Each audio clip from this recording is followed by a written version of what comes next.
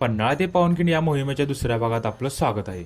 दुसऱ्या दिवशी आम्हाला जवळजवळ 20 किलोमीटर चालायचं होतं, जे की पहिल्या दिवशीपेक्षा थोडं कमी होतं. सकाळी लवकर आवरून बॅग भरून आम्ही गेलो डायरेक्ट नाश्ता करायला. नाश्ता झाल्यावर चेतन सरांनी सगळ्यांना इन्स्ट्रक्शन दिल्या आणि आमची पायवारी परत एकदा चालू झाली. आज आम्हाला जास्त करून ओढ्यातून आणि जंगलातूनच चालायचं होतं, त्यामुळे आजचा प्रवास जरा खडतरच होता. त्यावेळी आपल्या जीवाची पर्वा न करता फक्त स्वराज्यासाठी आपला लढा देणाऱ्या प्रत्येक मावळ्याची आठवण काढत आम्ही पुढे चालत होतो. पावसाची रिपरिप चालूच होती, त्यामुळे चिखल पण लई झालता. पांढरपाण्याकडे प्रस्थान होताना नुसता ओढ लागलत.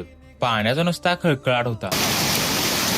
आम्हाला तर दिवसाचं पण सरळ चालता येत नव्हतं, पण देव जाणे त्या दिवशी ते मावळे रात्रभर चालून दुसऱ्या दिवशी लढून कसे जिंकले. दुसऱ्या दिवशी चालत असताना आम्ही फक्त एकच स्टॉप घेतलेला. सलग 6 तास चालून आम्ही 1 वाजता पोहोचलो पांढरपाण्यामध्ये. इथं आपल्या दुपारच्या जेवणाची सोय केली. ही व्हेज बिर्याणी तर भारी झालेली. इथून एसटीने आम्ही गेलो डायरेक्ट पावनखिंडीमध्ये. इथे पोहोचल्यावर वीर बाजीप्रभू देशपांडे यांचे एकच वाक्य आठवत होतं, हेच आमचं वैकुंठ, हीच आमची पंढरी.